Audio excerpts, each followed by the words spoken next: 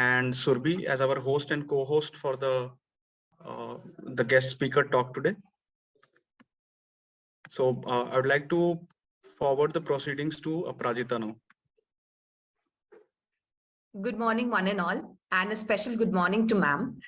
Oprah Winfrey had once rightly said, "I've come to believe that each of us had a personal calling that's as unique as a fingerprint. And the best way to succeed is to discover what you love and then find a way to offer it to others, allowing the energy of the universe to lead you." Today, we are privileged to have a personality amidst us today whose roots are same as ours, kindling pure inspirational with her transformational journey in HR leadership. Ira Gupta leads the HR function for Microsoft India, which has an employee footprint that spans research, engineering, product development, sales and marketing, industry solutions, delivery, and customer experience and support. Spread across 9 cities, across countries. Prior to the Microsoft, Ira, ma'am, was a part of the Indian leadership team at GlaxoSmithKline Consumer Healthcare, where for 16 years she worked in various leadership roles across HR, sales, marketing, communication, and CSR. She also has set up shared services across businesses. She is an independent director on a number of company boards. Ira ma'am has graduated from Lady Shri Ram College, New Delhi, India, and she holds a master's in business administration with a specialization in personal management and industrial relations from XLRI, Jamshedpur. It's an immense pleasure for XLRI to host you, ma'am, and once again, a very hearty welcome. So without any further delay, let us get into the conversational journey between us today. So I would like to ask you, ma'am, we see that you've had a very long career stints with both GlaxoSmithKline and Microsoft India. So how has been your career journey so far from XLRI to all these large organizations, and what prompted you to stay with these organizations for such large span of time? Well, first of all, Aprajita, thank you. That was a very sweet and a kind introduction. It's wonderful to be here. I mean, I came back to Excel since 97 only, I think once or twice, I think, for recruitment in my early career. But I haven't actually been back. I believe the class is quite large now, isn't it? How Yes. large is the batch size? Yes, we have around 113 of us. 130 in? No, it's 113 of us we have in our batch right now. 100 in your each batch, or PM separate and BM separate? No, I'm talking about a general management program. PGDM GM has got 113 students. 130. That's a large group, right? Okay. I've been in 2 companies, and I think what's kept me in these 2 organizations is the fact that I've had the opportunity to learn constantly. And, you know, as long as you're learning new things and you're being exposed to new challenges, some are easy, some are hard, some are during good times, some are during less good times. You know, I think it's a good thing to be able to keep learning, because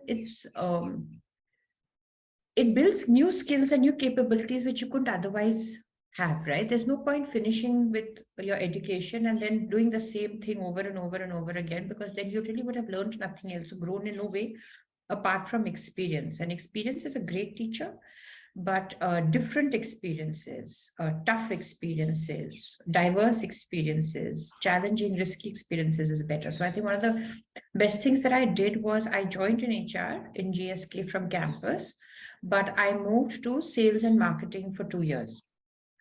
And I did actually move to sales for 2 years.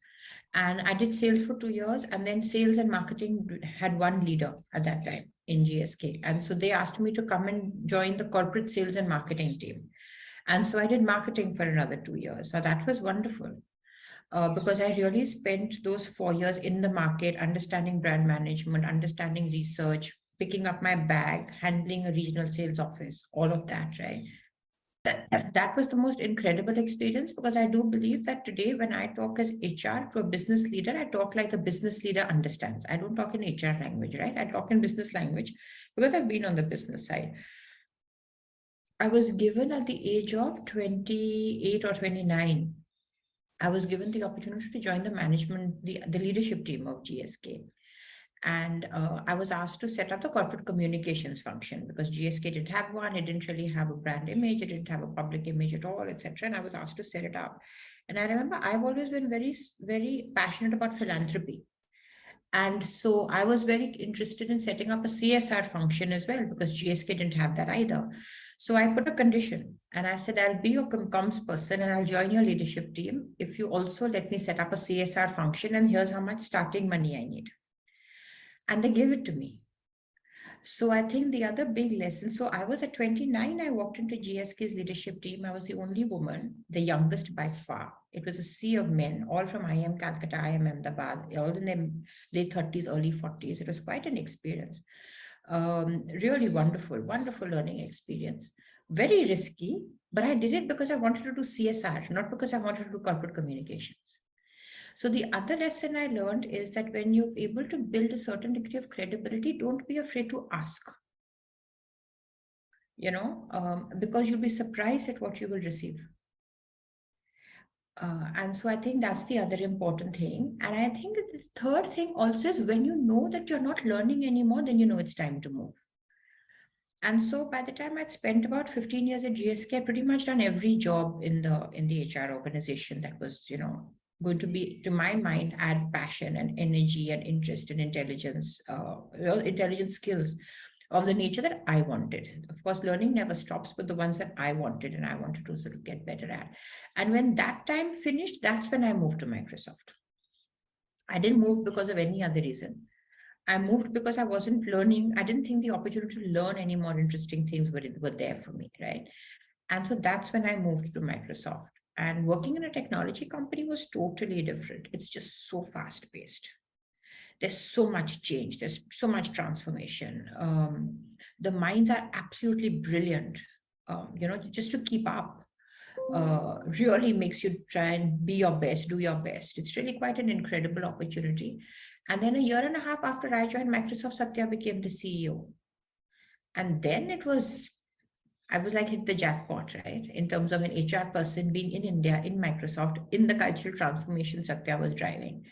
And so I've just, no 2 days have been the same since then. I learn something new all the time. Change is a constant. I work with the most brilliant minds on the planet. And so, you have to, I think in my career lessons, the ones I've learned is push yourself. Do stuff that helps you to broaden your expertise out of the regular areas that you would work in. Take risks, build credibility, and then ask for what you want.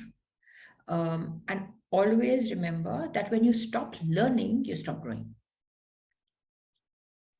Sure, ma'am. So we get a huge learning today that what is more important in any organization is to build your own rich learning curve.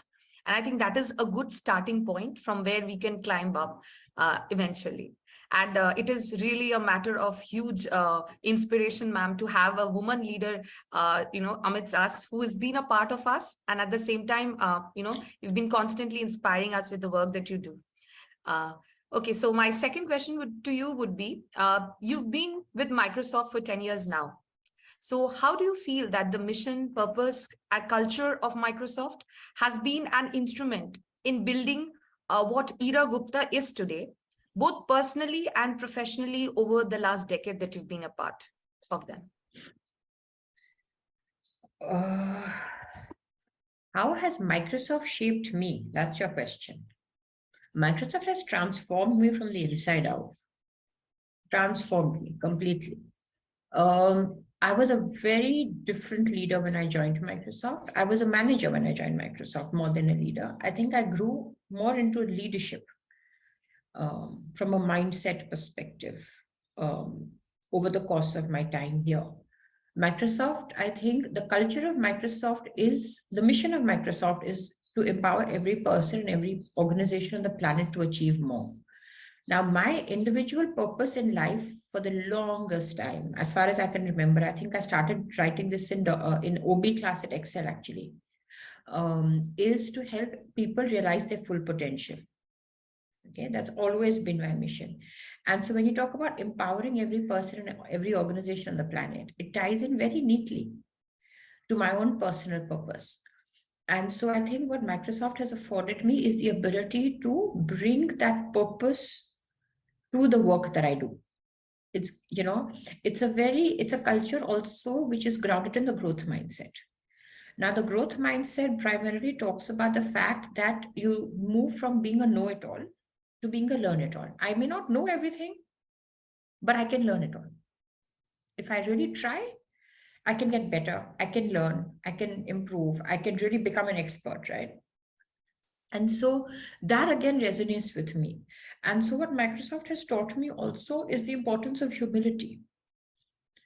It's taught me to a far greater extent the importance of collaboration, because collaboration is another cultural tenet of ours. So our cultural tenets are growth mindset, collaboration, customer obsession, and diversity in order to make a difference. And it's because of the growth mindset, it's taught me humility. Because of the focus on collaboration, it's taught me the criticality of networking, building, which I cannot emphasize to you more when you enter the job space. The importance of networking, building relationships, really helping other people to succeed, really being invested in the success of others, right? That's very important. And the other thing it's helped me to do is diversity and inclusion is a very important aspect of my sort of place of my passion. I really believe that when I am in the position of being a head of HR for an organization like Microsoft in a country like India, then my obligation is to change the ecosystem, not only within Microsoft, but outside Microsoft, right? And therefore, my obligation is to help create an ecosystem where corporate India starts to think about really replicating society inside our organizations as we see it outside. And so what Microsoft has also really given me the platform to do is work on, for example, diversity. So in Microsoft India, in our India P&L business, we have over 50% of the leadership is female. And that's purely over the years. They've just risen to the top. Our most senior leaders, except for our president, most of our senior leaders are women, most senior women. And so there is huge diversity of gender is no longer something in Microsoft that is an effortful exercise. It's not. It's just part of whoever makes it. And if there are 50% of the women in the country, then it's lovely that they're automatically becoming 50% of the women in the leadership team in the company, right? I like that. The other thing is India has the largest population of people with disabilities in the world. Some estimates place it at 27 million, some place it at closer to 40, but whatever it is the largest.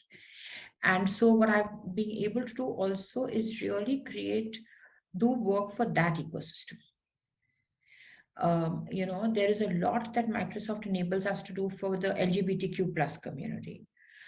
There's a lot that we are able to do for folks who have mental health issues. So the whole diversity and inclusion frame is fabulous and gives a platform to do a lot. And finally, if it all ending up making a difference, that's what I wanted to do all my life from the time I wanted to set up a CSR function.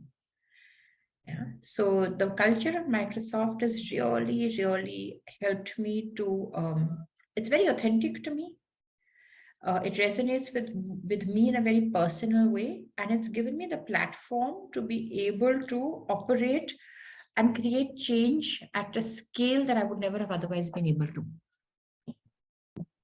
So from the takeaway that I had hearing you today was the fact that we should also, while choosing our organizations, we should also see that there's an alignment in goal and the feelings that we resonate even personally with that of the organization, and then slowly picking up opportunities to build our career path or even contributing to the organization, as you said.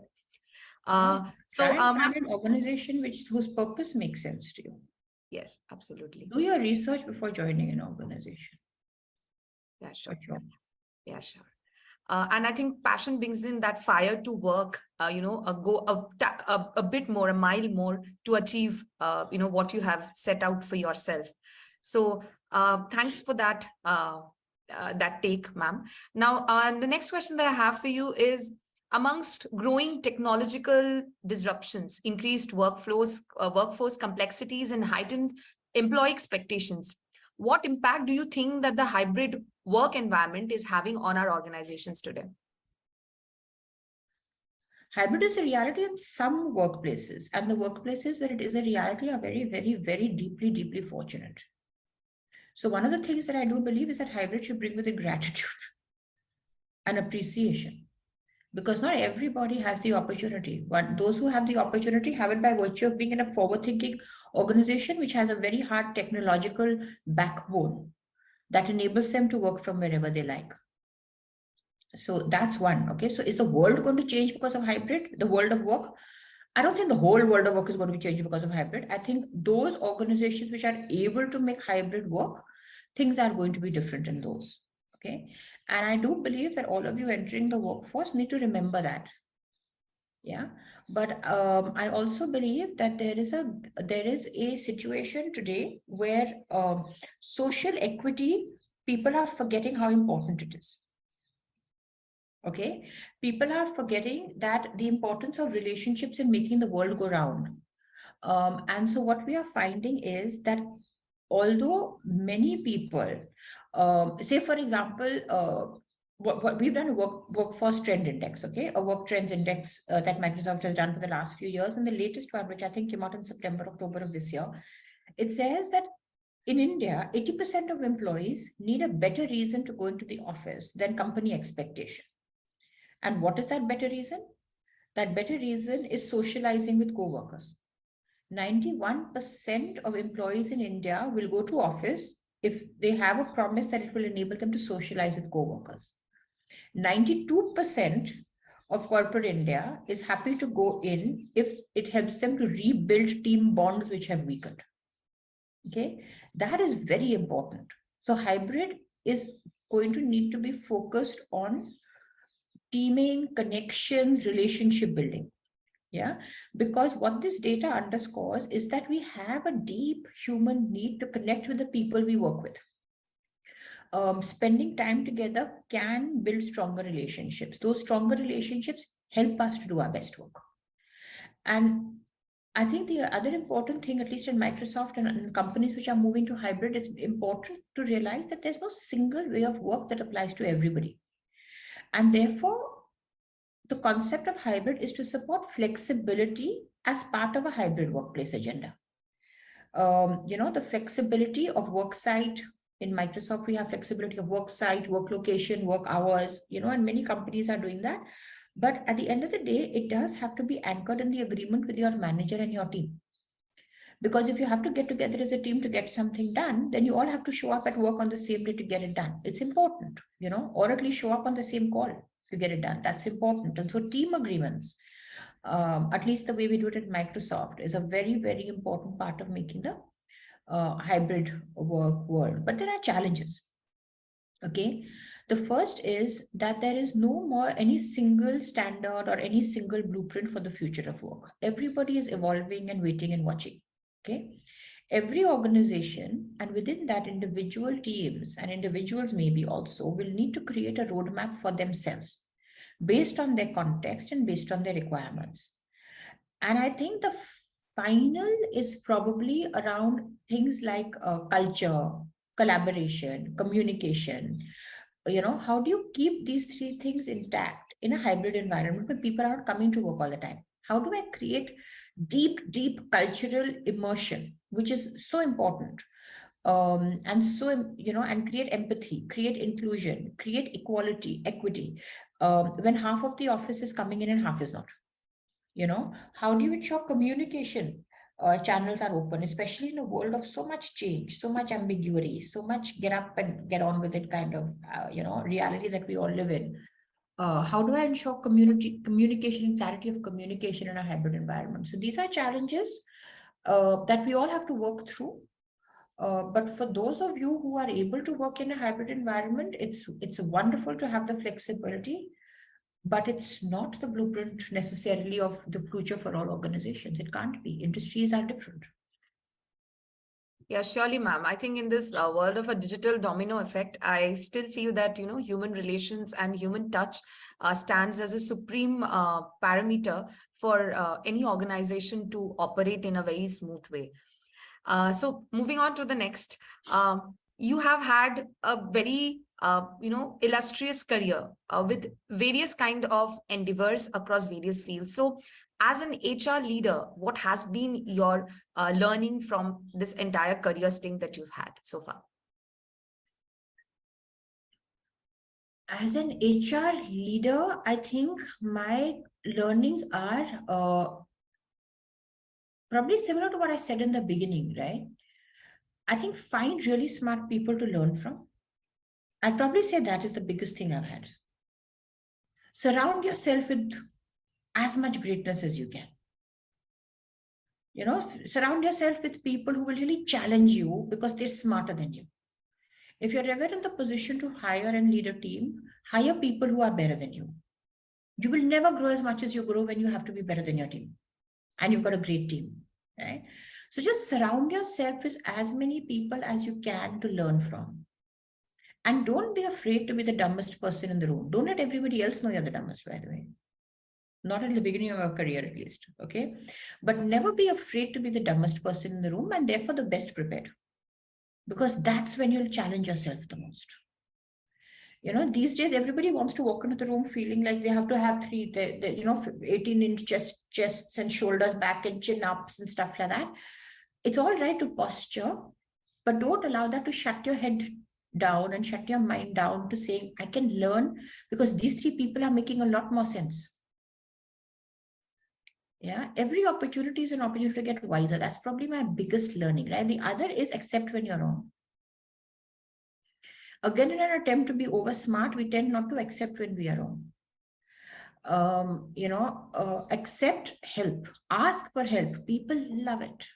Best way to build relationships, read any book on networking, is to ask for help. One of the best ways, not the best way, right? Because everybody loves to be asked for help. It builds trust.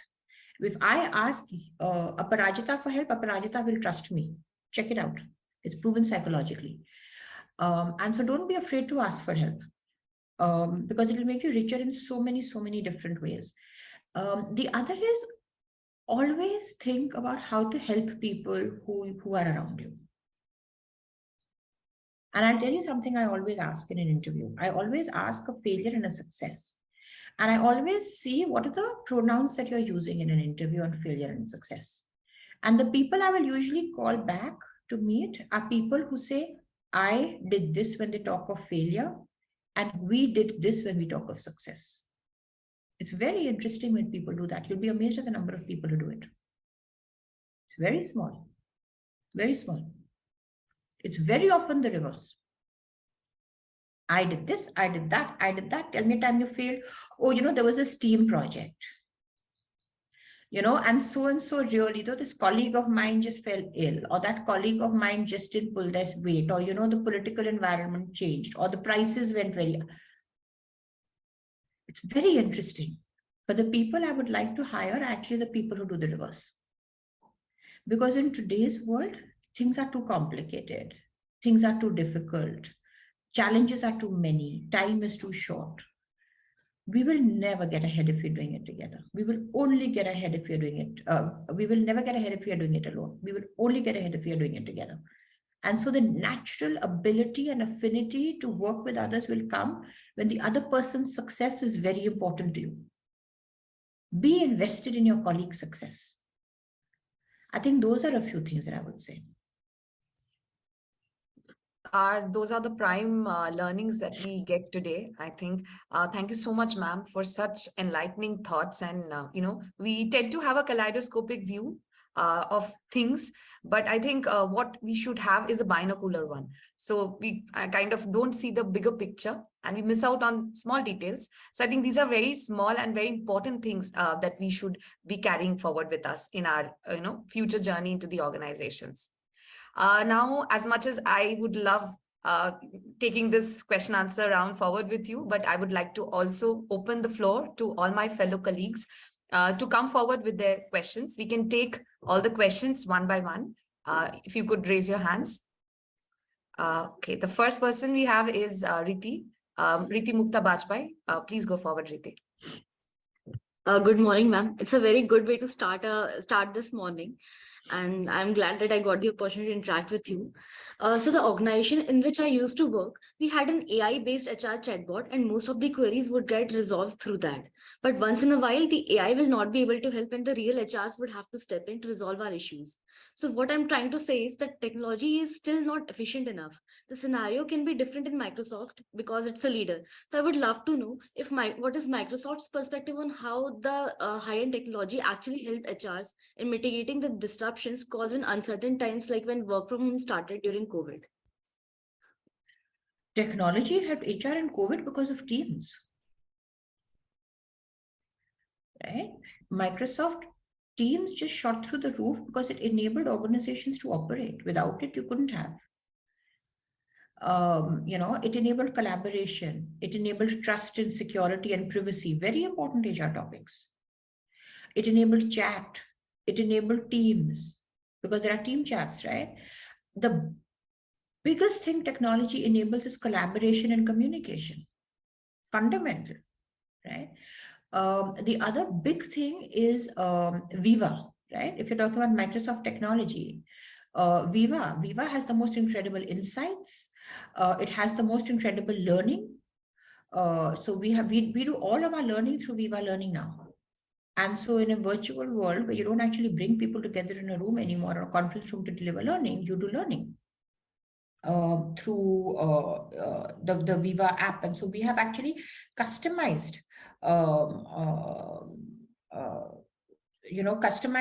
learning paths available for different people. So depending on your role. So for example, the learning path that I have is different, or the things that show up on my Viva Learning app are different from the things which would show up for a team member who reports to me or a team member who's 2 levels down from me.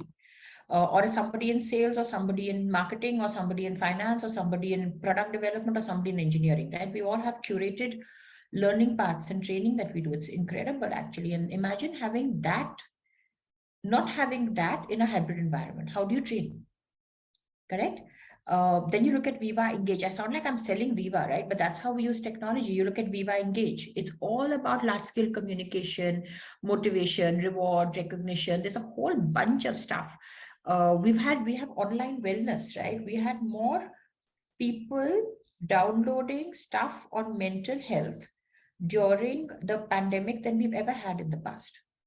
Because what the pandemic did is it enabled mental health resources to be available to employees in a far more anonymized fashion. You went online and downloaded what you wanted. You went online and clicked to chat with a counselor.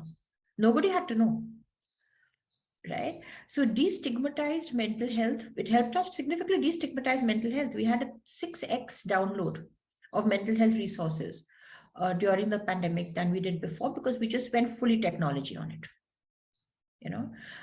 So there are 100 examples I can share, but chatbots are great, but a chatbot will not replace the personal conversation that is required when an employee is, for example, is distraught about something, or a chatbot is great to answer a simple query.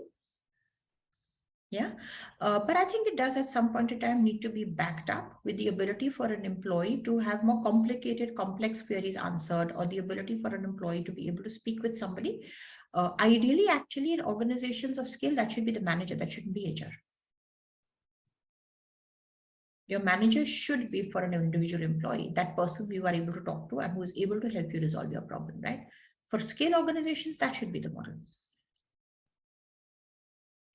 Yeah. Thank you, ma'am. That answers my question. And I'm glad that I asked it because I got to know so many new applications that are going on in the industry. Next, we have Arvind. You can go forward with the question. Hello, good morning. Am I audible? Yes. Good morning, ma'am. Thank you for being here so early in the morning. It's a great way to start off our day. So, ma'am, my query was regarding how do you feel human resource is going to evolve in the coming years? And what do you think would be the key skills that would drive the workforce of tomorrow? So just wanted to understand what you feel and what is your take on that. I think the key skill that's going to drive the workforce tomorrow is the ability to really learn and unlearn. We have no idea the speed of change. We have no idea how to even anticipate it. It's going to be remarkable. Okay. And so I think the key ability and the key skill is going to be to unlearn and relearn and unlearn and relearn and unlearn and relearn and change skills and, flexibility. That's why learning mindset. That's why growth mindset. The ability to fail and learn and fail and not fail again and again and again on the same thing, right? That is going to be the key skill. It's also why so many companies in HR, in so many companies, but also company strategy in companies is focused on skill development. Yeah. Why so much is focused on the job learning, skill development, capability building, all of those wonderful words. They're not just buzzwords, right? I think the other thing is that, in an organization, in organizations going forward, besides the ability to learn, I think is going to really be, as I said before, the ability to do things together. It's too complex a world. VUCA has changed to something else these days, I believe. You will know. There's some other 4-letter acronym that has replaced VUCA world. Do you all know this? Ma'am, it's, I think, PANI, PANI. Yeah, something like that, right? And that stands for? Brittle. Then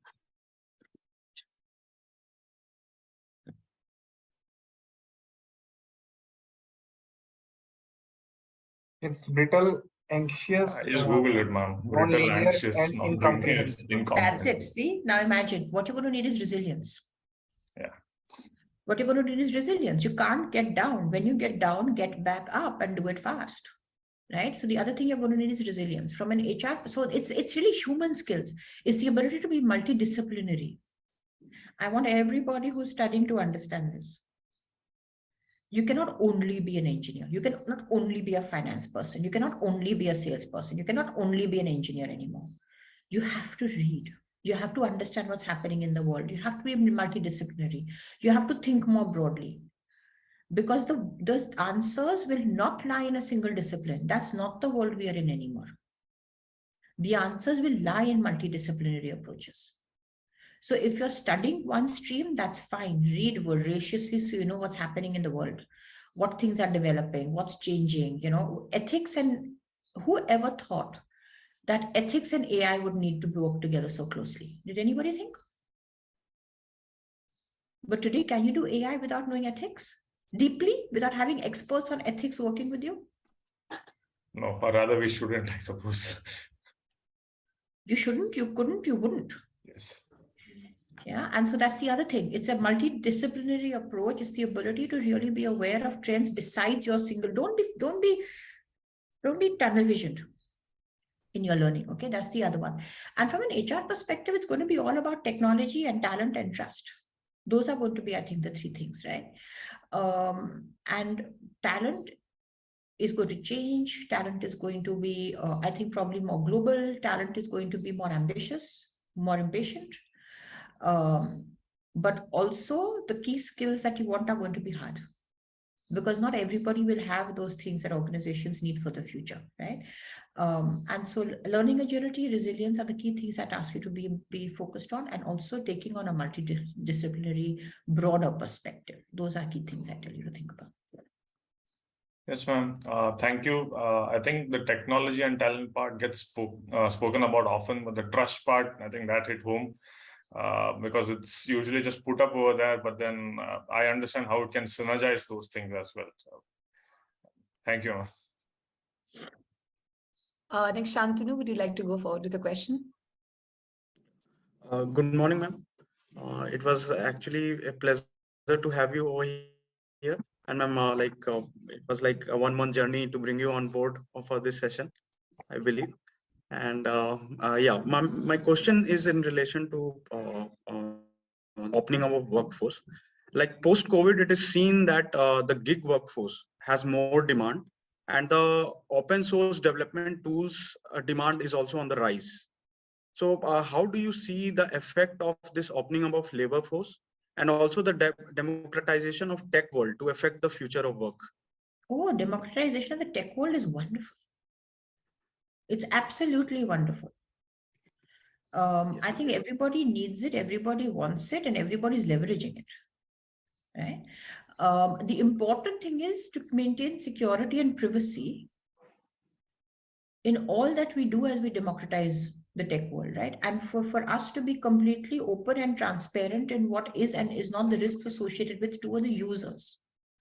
Sure. Right? It's the trust thing again. Yeah, right? the ethics part. It's privacy and security, right? You can democratize sure. technology, but how safe is the technology that people are going to be using once it's all democratized? That is critical, right? The privacy and security part is critical. Individual as well as organizational is critical, and that is, I think, going to have to underpin it. On the gig economy, I think it's wonderful. It's one more lever of flexibility. It's one more lever for organizations. It's great because you can tap into skill sets which you don't automatically find it easy to tap into if you don't have it in your organization, right?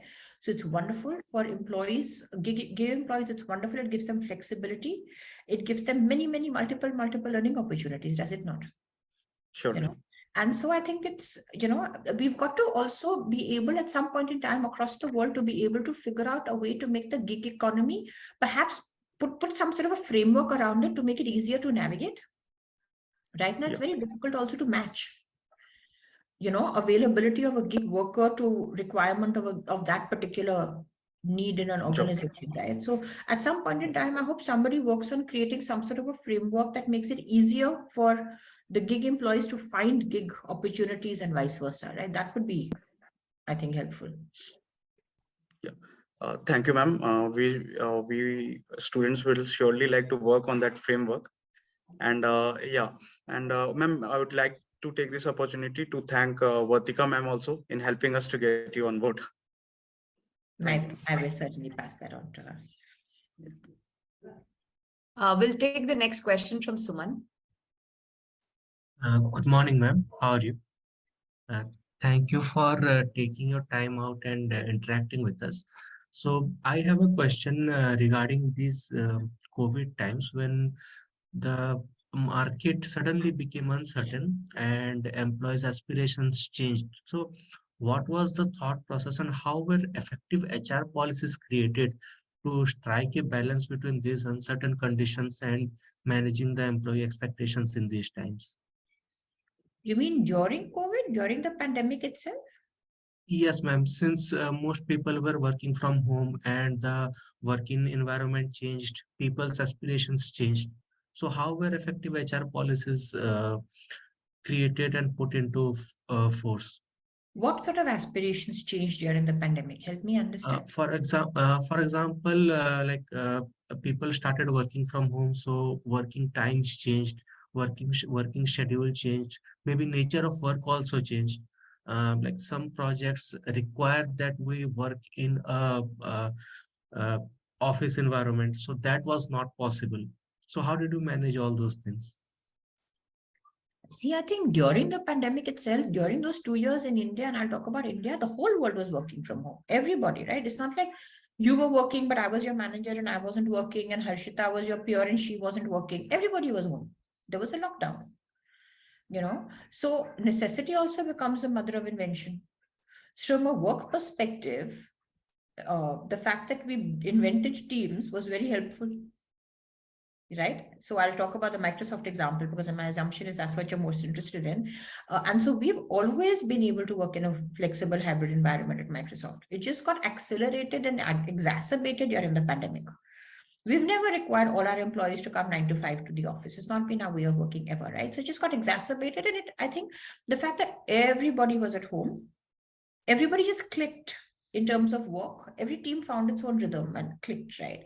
I think the other thing is that one of the things that I spoke about all the time, and I think many of our leaders in India spoke about all the time, was the need to give grace. See, please understand that everybody moves to policies. Policies don't make an organization. Attitudes make an organization. Values make an organization. Policies don't. You can have any number of policies. Correct? But if you don't believe in it, then your attitudes and your values are not going to reflect it. And therefore, the behaviors that you demonstrate are not going to reflect it. And so this thing we spoke about most in Microsoft in those days was give grace. You don't know if this person is not showing up because they have COVID, their mother has COVID, their daughter has COVID, their neighbor needs lunch, because the neighbor has COVID? Do you know? So there was a lot of that. There was a lot of care that we spoke about. There was a lot of grace we spoke about. There was a lot of assumed positive intent we spoke about. There was a lot of compassion. Those are the words we used, right? And I think that really helped, because it really became that the need to be kind became very pervasive in the company, you know. And then policies follow, right? And so when we had we helped, in some cases employees needed screens, they needed machines, they needed ergonomic chairs, so we moved all of those from offices where required to homes. It was all returned after, of course. We changed benefits policies to reflect the reality. We gave pandemic childcare leave for those who had kids who needed to be with their kids and teach them at home, right? So you could take many weeks of pandemic leave. We introduced caregiver leave. So if somebody in your family is sick, you can take leave to take care of a member of your family. Some of those things continue even today, actually.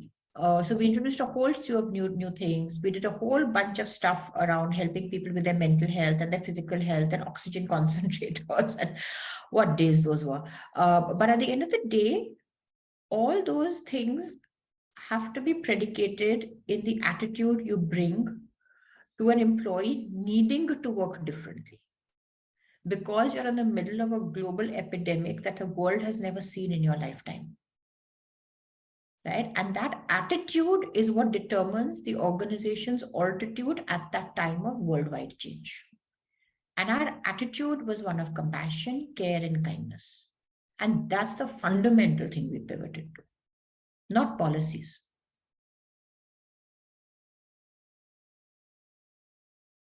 Got it, ma'am. Thank you. Next, we'd like Sumit to go forward with your question, please. Good morning, ma'am.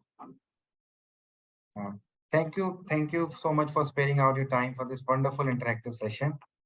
So my question is from the HR domain, which we have been learned in the class by Professor Pranavesh Rai, sir. Oh, Yeah. please will you tell him that Ira Gupta from 97 said hello? Yeah, definitely.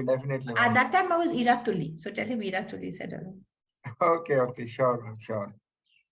So in the class, there was one of the topics that we learned was on the performance management. So one of the crucial part of while going forward with the performance management was the target should be smart. So the target setting is the area where you should spend more time on. So now on the basis of when you do the performance appraisal, there are definitely natural biases and error and problems in the performance appraisal. That's why they came up with certain mechanism, like including the bell curve.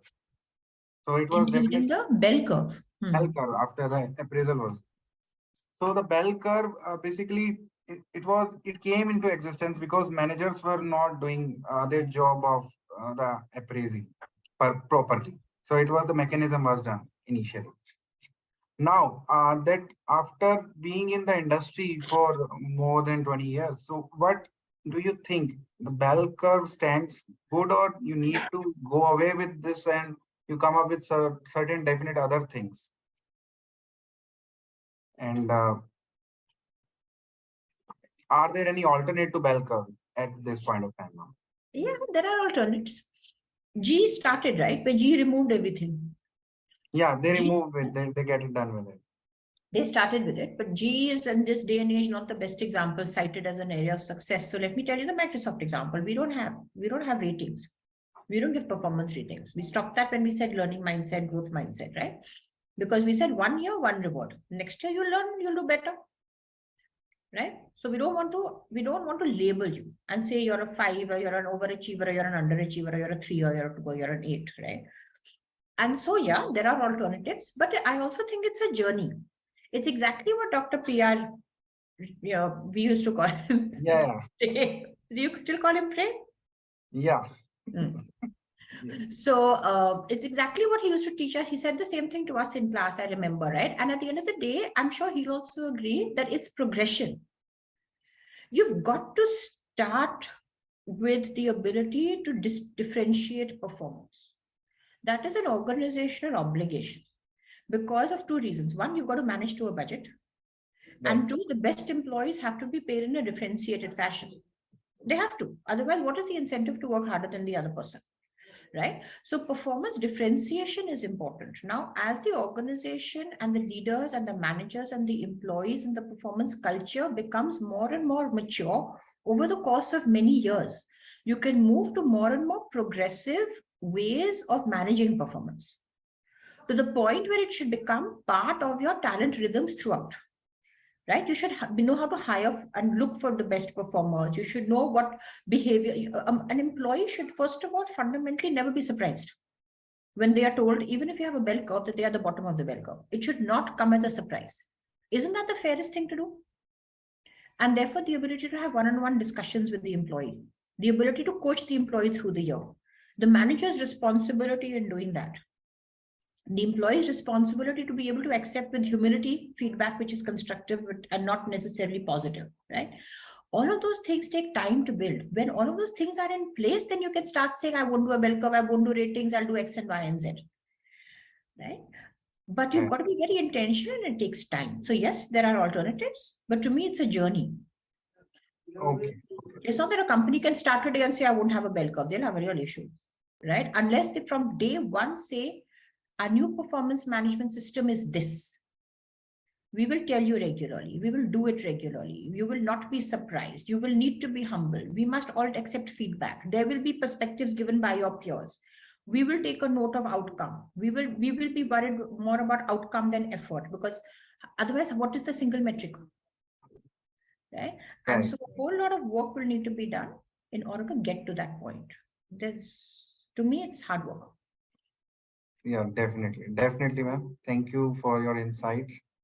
And I will definitely convey that you remembered him.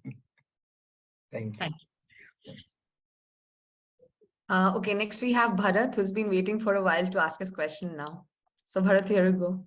Thank you, Rajit.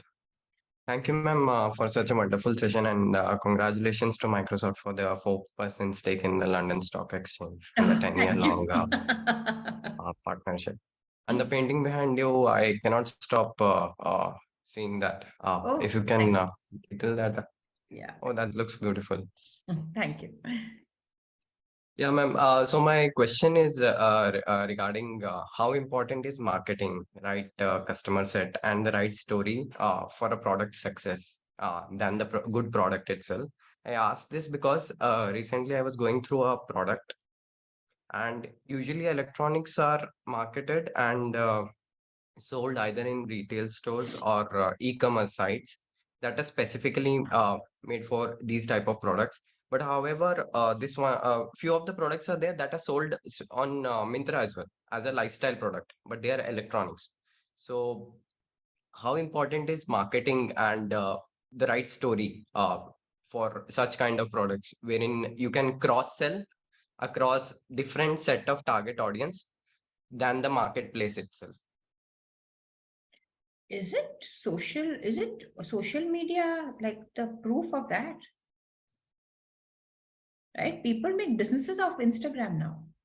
Yes, it's a new age marketplace, cheaper, and Correct. it So has I good think experience. everybody's just rewriting the rules of marketing, isn't it? So I'm not a marketing professional. So I can tell you from the point of view of a consumer, and I can tell you from the point of view of digital marketing, because the whole world is moving towards that in a great way, right? So the rules of marketing have changed.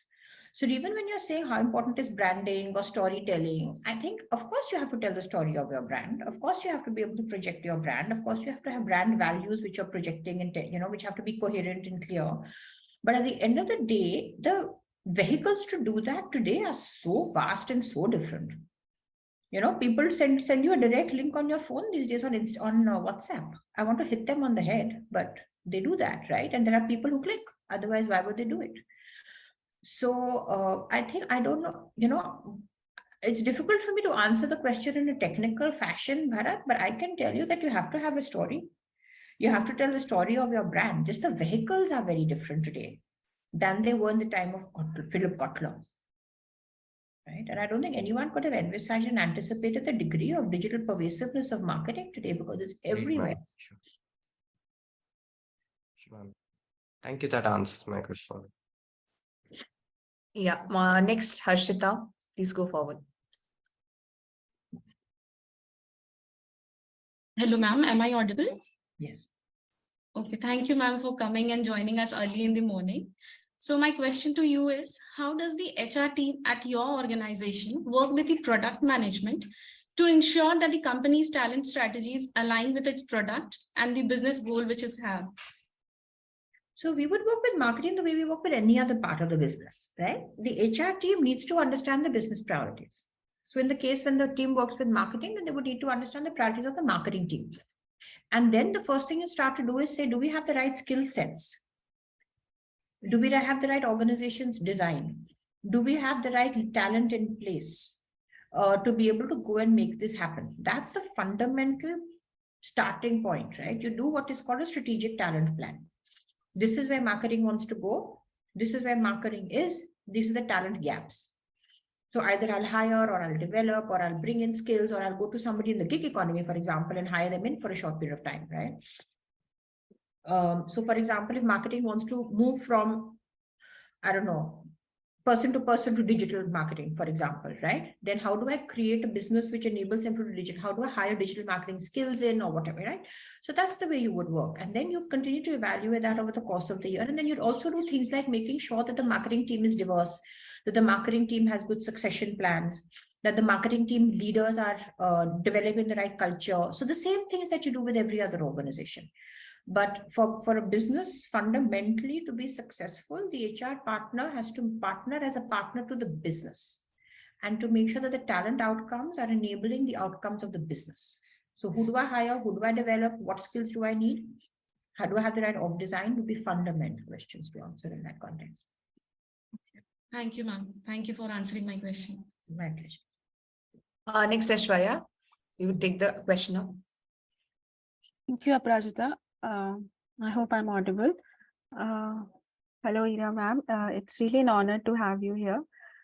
So I have one simple question. So it's our responsibility as business leaders to work collaboratively with our technical counterparts in order to identify innovation opportunities, which basically address user problems.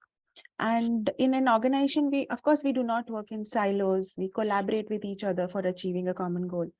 So what do you think should be the way to approach, should be a way or an approach to develop better synergies between the engineering and the product teams? There are many ways. It's a very, very important point you're making. Very, very important. And there are many ways. One way would be for the product, the sales teams to invite engineers into their customer meetings so that the engineers hear firsthand. Right. The other is for the sales and engineering teams to set up regular conversations about key accounts. So you're actually discussing real problems and trying to solve real problems together. Right. The third could be to set up to have conversations where you get a customer in. We have all of these, by the way, at Microsoft. You get a customer into a room and the customer describes their problem to a cross-functional team of the organization, right? And over there, right there, and then you start to think about or brainstorm solutions or go back with solutions. And then but the customer, see, at the end of the day, the best way to do this is to understand customer first. What are the problems of the customer? Some examples of customer, and then you can also take a customer problem and then say, does this hold true for the full industry, right? So I'll get a bank in, I'll talk to the bank about their concerns. The bank shares not their concerns, but their product roadmap or their business outcome or the strategy that they have and how technology can enable that strategy, right? That's the most important and the most powerful conversation. This is where I want to go. How can the technology and sales groups of the company both help me achieve my strategy? Because today, every company in the world is trying to do it through tech. Yeah. Every company in the world is a digital company today, correct? Yeah. Yeah. And so you have that powerful conversation and then you say, okay, could this perhaps be true of other organizations as well? And you make an industry play. Yeah, but at the end of the day, if there's trust between engineering and sales teams, see, I'll always come back to the soft skills. Right? If there's trust between the engineering and sales teams, then they will come together and you can then set up processes and rhythms and frameworks to bring them together. It could be one-on-one, it could be team on team, it could be customer fronted. There are many ways of doing it. But it's very, very, very important to do. Very, very important. Thank you. Well, we had a very, very interactive and dynamic round of questions from people of our cohort today. And thank you, ma'am, for patiently answering all our questions and queries. Now, I would like to hand over the stage to my co-host, Survi Sinha, who would be taking forward from here. Hello, ma'am. Thank you for the wonderful morning, or rather start of the morning. I don't think we could have had a better kickstart and dose of caffeine plus your thoughts to finish or complete the rest of the day. Life is a continuous teaching journey, and the more we tune ourselves to get into learning and the growth mindset, the better we become professionally and personally. Uh, Leadership is a state of mind and not a position. And your transformational journey and story today is an inspiration for all of us to push the envelope and focus more on collaboration, communication, awareness, humility, empathy, and more importantly, not being afraid of being the dumbest person in the room, because that means we still have the capacity to learn.